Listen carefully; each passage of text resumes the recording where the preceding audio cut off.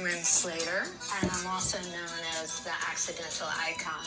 I have no sympathy for what he did. Right. But just people, human beings in general, that's what happens when they start to go on the other side of that. Well, the thing about the Bradley Manning case is even more fucked up is because all he did was expose crime.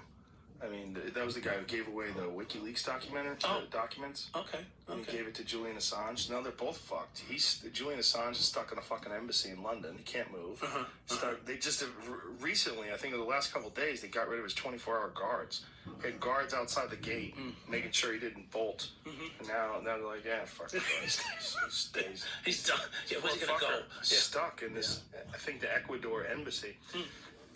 And so he's fucked there, and then Chelsea Manning is fucked in jail forever, and they're never going to let her out now, and that's it. And it's all exposing crime, which is even more fucked up, because Julian Assange's not a criminal, Bradley Manning's not a criminal, other than, the crime of exposing government corruption and documents. So I'll give you an interesting detail on one of the hundreds of stories. My boys, they do a shakedown. They robbed his bodega, which is why Chicky and Walter become my buddy. I mentioned it briefly before. So they're out on bail. Walter's living in my house, and Trimboli, one of the internal affairs detectives, is constantly at my house, like surveilling my house and shit, right? And Walter, Chicky's out on bail, getting ready to do a little 9-month bid. Walter's getting ready to go upstate for 2.5 years because he was on duty. He was the police officer that was still on the job. And so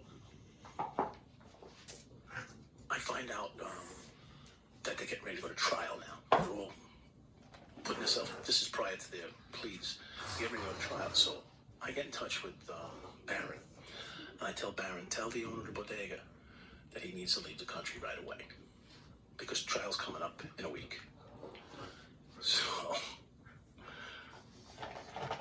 Barron reaches out and tells the guy that, the cops stopped by my office today and said, you guys gotta leave the country. You gotta leave the country. And he says, you gotta leave. Because things can get bad if you don't leave the country. So, guy leaves the country immediately. I get a phone call from one of the guys, whether it was Walter or Chicky, says the fucking trial's been, but they don't know. The trial's been postponed. I said, okay, good. I don't know the details, but I know he's gone. I had to leave the country. So, about 8 or 10 months later, the case is ready to fall apart. Internal Affairs goes and arrests this guy's wife, sister. She's working some bookie spot, one of those bodegas that sells numbers and they don't really sell food. And they arrest his wife, tell him they're going to deport her and keep her kid to put him in BCW, one of those Bureau of Child Welfare. So I'll call your brother and tell him to get back here. I can't come back. They're going to have me killed. Blah, blah, blah, blah. So he comes back under protection. And the trial goes forward. But the fact is that what I'm getting at, what I'm telling you is that's what you can actually do when you're a cop. If you really don't want something to happen, you could actually have that kind of control over a situation. Well, because, it wasn't them who did it. It was us who did it. We had this guy leave the country. So these are the stories that the book can lay out, or even if the movie takes a spin in that direction. I mean, there's really some intense shit that we were able to do. I mean, if a guy put a complaint in against us, we go to his house. If you wanted to complain that the cops treated me unfairly or something like that. Really? I mean, you got to realize what you were dealing with. Well, that kind of shit goes on to this day. That kind I'm of not shit, on the job. subtle versions of that. Yeah, I'm not going to disparage anybody here. I'm just telling you what we were able to do back then in order to keep moving the ball forward. Right. That's the way you could do things. If a guy put what they call a civilian complaint in against, let's say, yourself, and you were either my buddy, one of my coworkers, you're not going to go to the guy's house and say anything, but you might have your friend sit in front of his house for a week. And just freak him out. Yeah. You don't have to do anything. Right. I think it's enough. It's pretty clear how we did that to Cello, the kingpin drug dealer, and then that's when he tried to threaten to kill me. Remember for the movie, but he put a hit on me because I sat in front of his bodega because he shorted us $700. I sat in front of his bodega for a week, probably, and then he notified Barron that he put a hit out on me. I don't know if that was part of the fluff or the reality is. So Barron called me and he says, "There's a hit on you." So that's when I went and I found him the next day, and day one, whatever it was, and pulled him over and confronted him in the street, and he called the hit off and got my $700 too, which was a nice day. Kenny says I never gave him the 350. He's got to be full of shit. I mean, what? And he wasn't there. Like I said, I don't remember. You know. Wow. Now, when you go away, okay, and you do your 9 months in solitary. Right. Why'd they put you in solitary initially? Cop. Because you're a cop, Right. just to protect you. Yeah. So once you get out of solitary, Yeah. Now you're in everybody else. so what is that like? It's a little, Yeah. you know. Should I go back?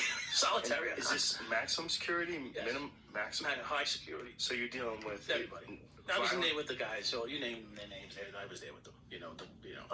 Gotti's crew was on the 11th floor. I was on the 9th floor, the 7th floor, in MCC. And so, I mean, guys or whatever. But all the gangbangers were in there that were around that time, In fact, some of my good buddies were cop impersonators. They were one of those gangs that was going out, basically executing. I wasn't executing anybody, but they were. They were going in as cops and executing the drug dealers and taking their money. So they were going in with lights, the whole deal. Yeah, all, Badges. coats, bulletproof vests, 38 Smith and Wessons, and Killing people. Yeah, killing people and taking their drugs. I mean, that was the 80s, and it's Brooklyn and Manhattan and the Bronx. And when you're in there and you go from solitary to Just general population. General You population. got to watch your back every step of the way. what is that? What is that like? It's like how when I was driving to work, wondering if I was getting arrested every day. What was the first day like? The first day, like, they let you out. Now all of a sudden, do you have to share a cell with somebody? Yeah. Who's the guy? I can't recall. You don't know who you shared a cell with? There was hundreds. Hundreds of guys. Yeah. Just different guys Different all the time. guys all the time because you're in transition. In MCC New York, you're in transition. I ended up sharing a cell with Patsy Conti one time. Was one of the wise guys. They try to keep the white guys with the white guys because prison's very racially, divisive. So, the black guys with black guys, white guys with white guys. That's how it was. Spanish guys with Spanish guys. So that's just the way prison is. Now, do you have to align yourself with the particular groups or anything while you're in Listen, there? no one's going to align themselves with me. Right. But the happen chance is that when you're in MCC New York, it's like 60% black guys, 35% Hispanic guys, 2% Asian, and 1% white. So I think you're missing some numbers. for God's sakes, don't hold me to the. Let me get my pen out. Hold on. So it was, and so like even if you were a wise guy in the street, you saw a white face, Right. You talked whether you liked each other or not, Right, I understand.